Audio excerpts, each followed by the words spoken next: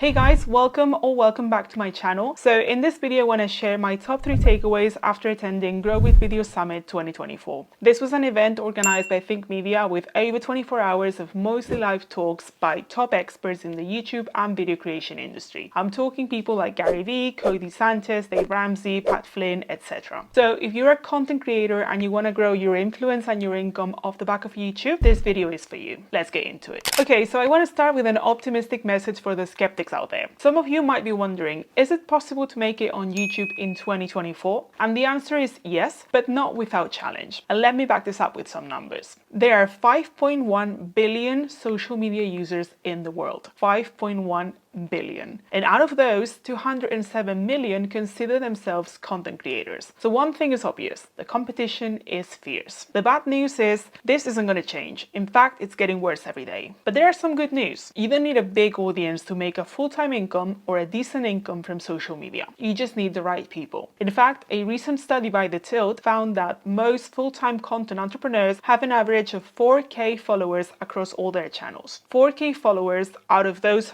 5.1 billion total social media users worldwide. Now that sounds a bit more doable, right? And yeah, I know that doable doesn't mean easy, but at least it's possible. And while there's more competition than ever, there's also more opportunity than ever. Brands are spending more and more money on influencers every year, and the creator economy could double in size over the next 3 to 4 years, approaching $500 billion by 2027. So think about everything that we have achieved until now, the growth the creator market has experienced over the last 10 to 15 years. We're saying that it is predicted that over the next 3 to 4 years, that growth is gonna double. Now that's a lot of opportunity. So no, social media and video aren't going anywhere, and 2024 is not too late. If anything, the market and the opportunities are actually growing. And if you're on YouTube or you do video in some form, you're already ahead of most creators because video is hands down the most popular type of content online. And YouTube, with over 2.7 billion monthly active users, is the second most visited website in existence and the second largest search engine. So it is definitely the place to be, and it is still far from being too crowded. But if you want to start or grow a YouTube channel over the next few months, you're going to run into some challenges. The first one is obviously competition. There are 113 million active channels on YouTube right now. So chances are there's already someone or multiple someones with a channel similar to yours doing what you want to do on YouTube right now. The way to differentiate yourself, according to Sean Cannell, the CEO of Think Media, is to do 4 things: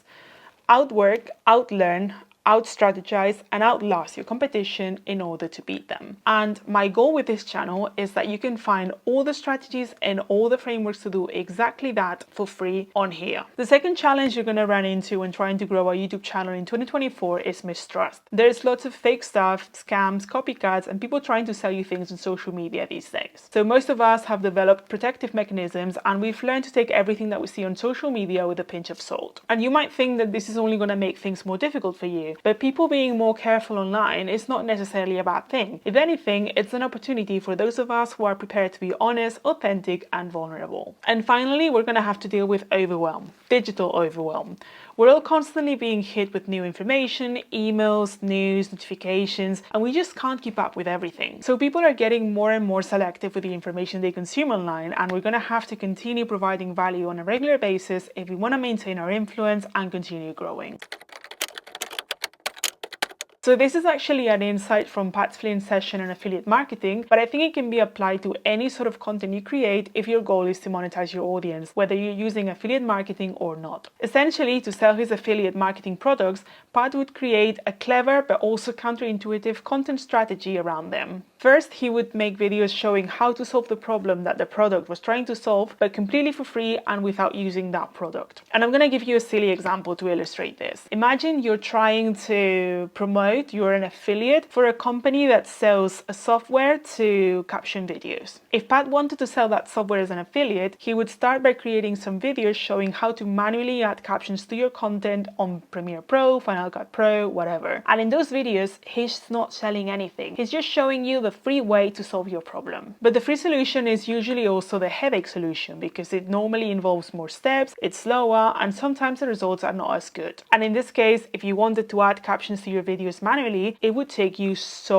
long and it probably wouldn't be the best use of your time. But if someone wanted to do it, if you wanted to do it, you could watch Pat's videos and learn how to do it, and you wouldn't have to spend a penny. But there's another way. There's an alternative to the headache solution, and it's the headache-free solution. And in this case, the headache-free solution would be the captioning software that Pat's trying to sell. So what Pat would do is at the end of his videos teaching the free solution, he would point people towards the headache-free alternative. He would be like, oh, by the way, I have found another way to do this exact same thing in a lot less time with this software. If you're interested, check out this other video to find out, or something along those lines. And so the people who were willing to pay some money to save time would buy the product that Pat was promoting, and they would leave comments under that second video thanking Pat for showing them the headache-free alternative to solve their problem. And in turn, those comments would help sell Pat's product even more because they were social proof that it worked. And I love this framework because I think it's a really effective way to go about selling whatever you're trying to sell. Like whether you're trying to sell a course or coaching hours, workout plans, Notion templates, etc. You can think of and frame your product as the headache-free solution, as a headache-free alternative to solve a problem. You can find solutions for everything on the internet these days. There's so much free information that you can basically teach yourself anything, and you can achieve great results if you're willing to put in the hours. But many people would rather pay to accelerate their progress and achieve results faster. And that's where your product or service might be able to help. And you're not going to sell it by withholding information, but rather by sharing everything that you know for free and then selling the implementation by positioning your product as the headache-free alternative, as the headache-free way for your audience to achieve results. At least for that percentage of your audience who are happy to pay some money so that they don't have to figure things out by themselves.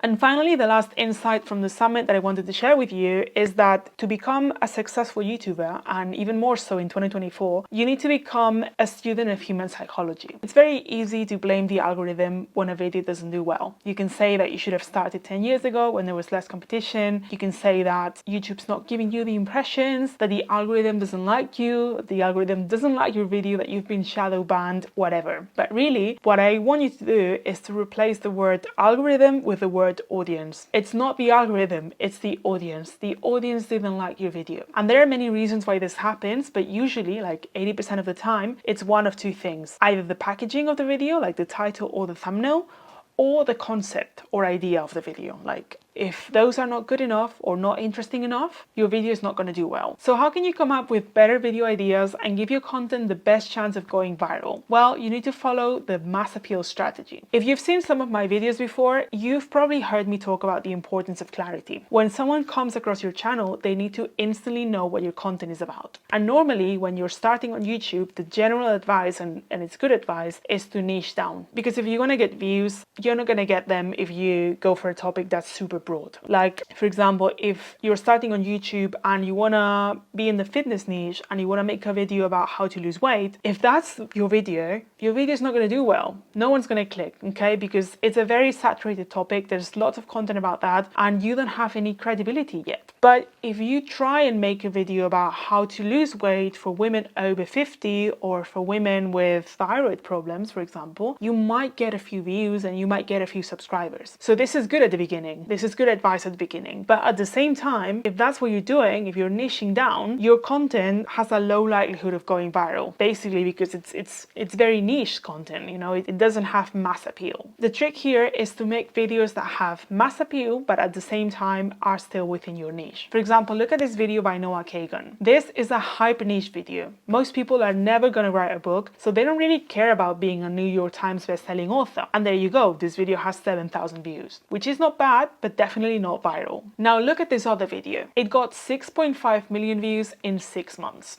Why? Because this video has mass appeal. It is a video about business, so it is still within Noah's niche, but you don't really need to be that interested in business to find this video interesting and to want to watch it. This is what you need to go for if viral is the goal. So how can you make your content more appealing to wider audiences? Well, there's a few strategies. You can use storytelling or emotions. You can use other people's content and react to it. You can use famous people or celebrities or people who are really well known in your niche. You can react to news or trends. You can use ethical clickbaits, which basically highlight an important thing or the most interesting thing covered in the video, but they're not descriptive of the whole video, so they're a bit clickbaity, but you know, you're still delivering. This is something that, for example, the Diary of a CEO will do very well. They will use a thumbnail with the face of the guest, and then they will use some sort of quote or something that the guest has said that is not obviously descriptive of the whole video, but it is the most interesting or the most shocking thing that will attract attention. These are just a few strategies, but there are many, many more. And if you make it a habit to study viral videos, you'll see them being used over and over again. In fact, if you do this, it might even ruin YouTube for you, like it has done for me to some extent, because now when I see a viral video, I don't enjoy it as much because I know exactly what the creator is trying to do, like what sort of strategy they're trying to use to get me to click, to get me to keep watching, you know? But yeah, I guess it's a small price to pay. Let me know in the comments what you got out of today's video. Hopefully something useful, something valuable. And as a thank you for getting here, if you've had a recent video flop and you don't know why and you would like me to review it and give you some honest, you know, constructive feedback, drop a link to that video in one of your comments down below and I will make sure I get back to you. Thank you so much for watching and I'll see you very soon.